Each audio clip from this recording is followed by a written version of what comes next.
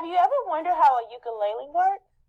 My friend let me borrow this ukulele, and I noticed that it can make a lot of different sounds.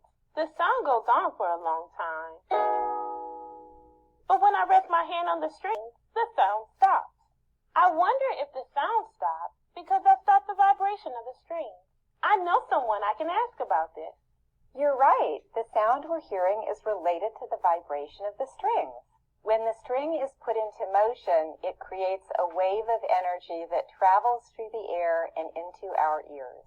You can also see strings moving, and if you're close to a loud sound, you can feel them move too. So, sound is a kind of energy.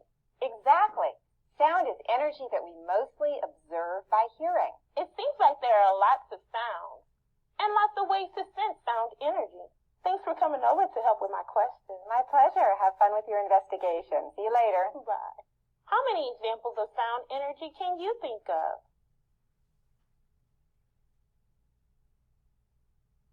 I thought of a fire alarm, a bird chirping, popcorn popping, and a crying baby. Sounds are important because they can let you know if something's wrong, like the fire alarm or the crying baby. I think my favorite form of sound energy is music, as long as it's not turned up too loud. Hey, I wonder what other forms of energy we can hear, see, or feel. What about this light? I wonder what would happen if I turned this light off. What if I turned off all the lights? Hold on just a second.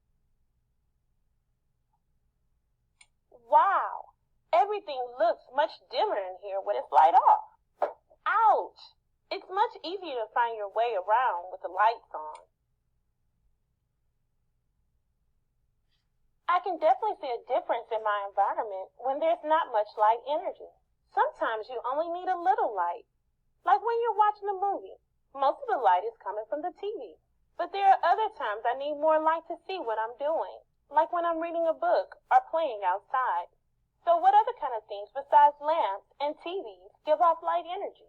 Sometimes I use my phone's screen to see when it's dark. Light can also come from candles, neon signs, street lights, and computers. There's also lots of natural sources of light too. What things in nature can give off light energy? I thought of a few: lightning, stars, some animals, and the biggest natural light source is the sun.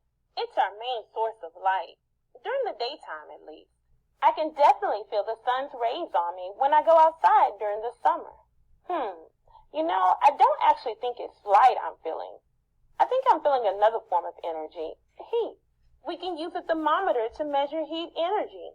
We can find out if someone has a fever or tell how hot it is outside.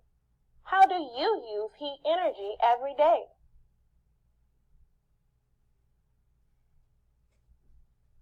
Let me think. What about cooking? Heat from a fire, stove, oven, or microwave can help with that. Also, when it's winter, we turn the heater on inside our house to stay warm. Too much heat can be uncomfortable or even dangerous. It's a good thing we have our senses to tell us when not to touch something. If the sun gives off both light and heat, I wonder what other things give off more than one form of energy. I think I'll investigate. Hey, maybe you can too. See you next time.